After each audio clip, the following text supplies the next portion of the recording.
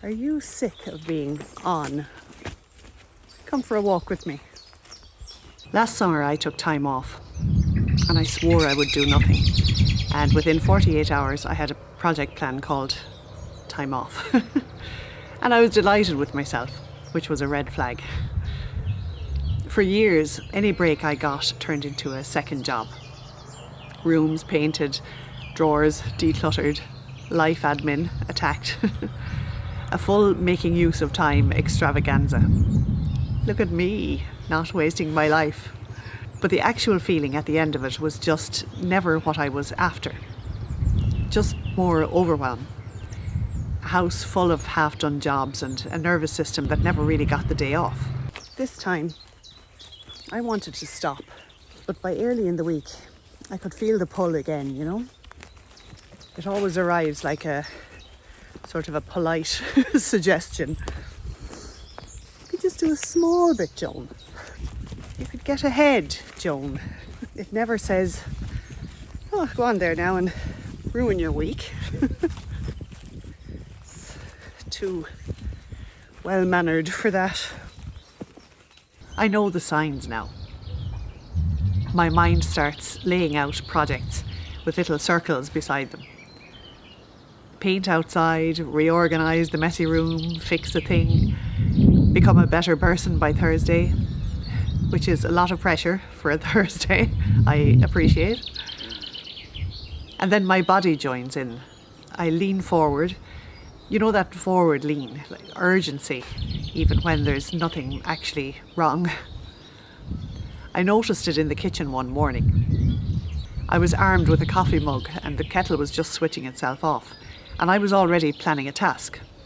I could feel my whole body gearing up, like I was about to sprint towards a tin of paint. Chariots of Fire soundtrack in the background. And I thought, right, this is a test I could run this week. Can I sit with that sort of twitchy feeling that I'm wasting time and choose something else?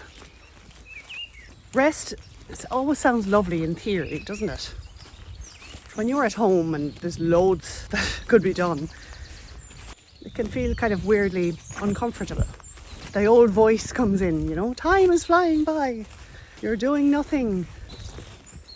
You're falling behind. And before you know it, fear is calling itself productivity. So I stopped.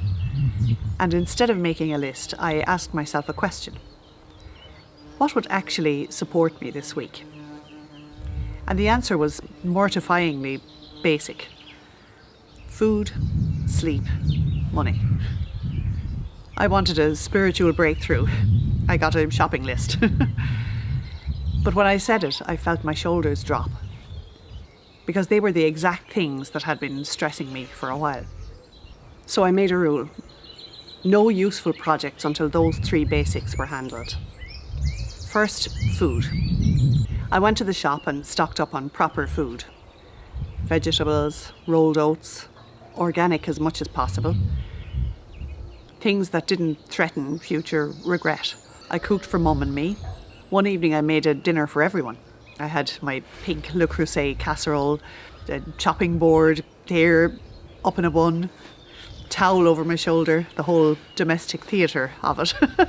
It was lovely. Second, sleep. I let myself sleep. I didn't turn it into a performance or invent a new regime. I just let myself rest. Some mornings I stayed in bed longer. Some nights I stayed up and watched the telly, complete with beer. Inner manager me did not approve, but my nervous system was delighted. Third, money. That was the one humming away the loudest in the background. Bills, accounts, the annoying little admin bits that I'd been avoiding. And this is where I usually go wrong. I'll paint something or organise a drawer to avoid the banking app. So one morning I made tea, sat down at the computer and opened the app. And I felt myself square up like I was entering the ring with Rocky Balboa. But I did it. I sorted the bills, I filed the receipts, I moved money around where it needed to go. Not a glamorous job, especially not on your week off, but I've rarely found a faster route to feeling safer. And once it was done, my whole system loosened. My mind went quieter, the house felt calmer, even though the messy drawers still existed and paintbrush was still unemployed. Food, sleep, money.